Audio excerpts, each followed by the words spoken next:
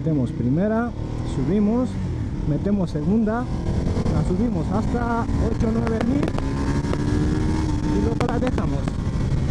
Y ya verás, mira, y se ha puesto solita en el punto muerto. Esto, amigo mío, es un fallo pero muy grave.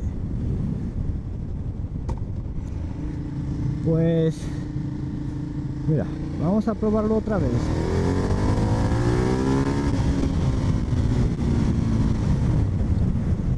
Siempre pasa.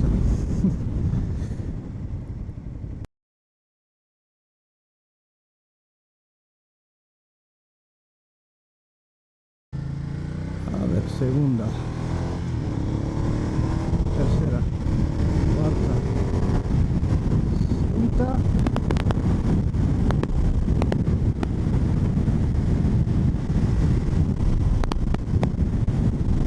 Mira, aquí está, ¿lo veis?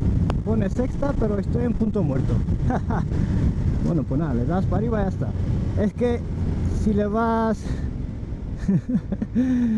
si intentas buscarlo, sí que lo vas a encontrar.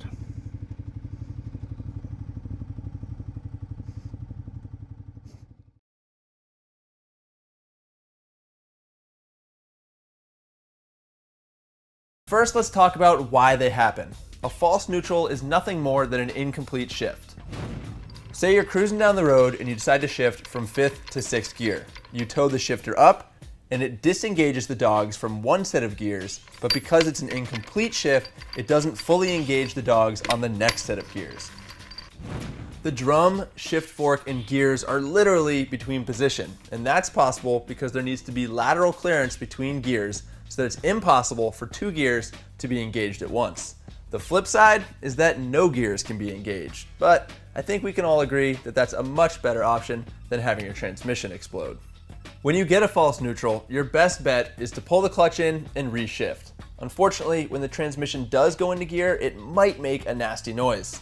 You can help eliminate that or at least reduce it by blipping the throttle to match your engine speed to your ground speed.